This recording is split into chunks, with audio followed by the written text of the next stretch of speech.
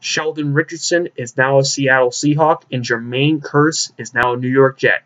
Yes, sir. The Jets and the Seahawks have made a trade that basically benefits both teams right here.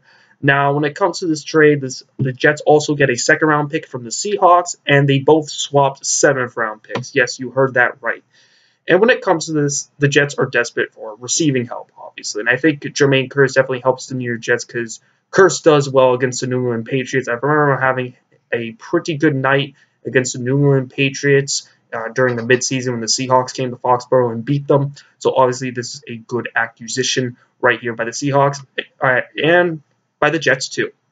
So when it comes to the Seahawks, when it comes to Sheldon Richardson beefs up their D-line. Obviously, when they lost Mebane a couple of years ago, they couldn't really play that exact zone. Now you put in Sheldon Richardson, you can't, and he's extremely talented. Now, the reason why the Jets got rid of him was because of behavioral issues, and he is definitely an outspoken individual, which wouldn't bother Pete Carroll one bit. So I think this is a perfect fit for the Seattle Seahawks. Now, when it comes to this, Sheldon Richardson is exceptionally talented. However, he is outspoken, and that might drive some people crazy, but I think that will work with Pete Carroll simply because he has Richard Sherman, probably the most outspoken man in the NFL. And that locker room is always chatting. They're always saying something.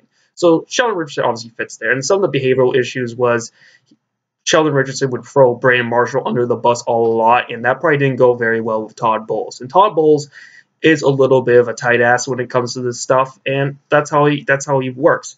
Now they brought in Jermaine Kearse, and obviously Jermaine Kearse does bring that deep threat game right there. And I think with the New York Jets, having Jermaine Kearse as a deep threat in that vertical scheme definitely helps. Now, Jermaine Kearse has basically played in his entire NFL career in a West Coast offense, horizontal routes versus vertical routes, but I think Jermaine Kearse will just do just fine with that. Now, when it comes to this, I definitely think that this puts the Seahawks, this kind of revives their defense. Their defense has been top 5 for a while now. It just hasn't been that #1 ranked defense as it was in 2013 and 2014. So I just see that. I think this is potential that it could do that. Now, Sheldon Richardson, it's about how much potential he has, and he is a pretty good player, but he needs to develop even more. He still needs to get up to the next level. Yes, sir. He still has some ceiling to go up to. And let's see if he does in Seattle, which I'm pretty sure he will. And however, sure, the Seahawks lose receiving depth right there, but it's really a running team in Seattle. I'm really more concerned about Eddie Lacy and the running back crew than compare about the wide receiving core, just because how Seattle runs the ball and all that.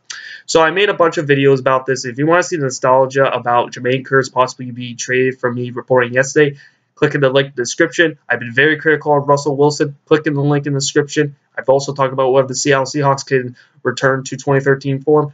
Link in the description. And also I have talked about how Richard Sherman, how he could be traded, and why a trade could be possible. Not during this, obviously, this deadline. I don't think he's going to be traded this midseason, but during a potential offseason. All right, guys, I'll see you next time. Peace.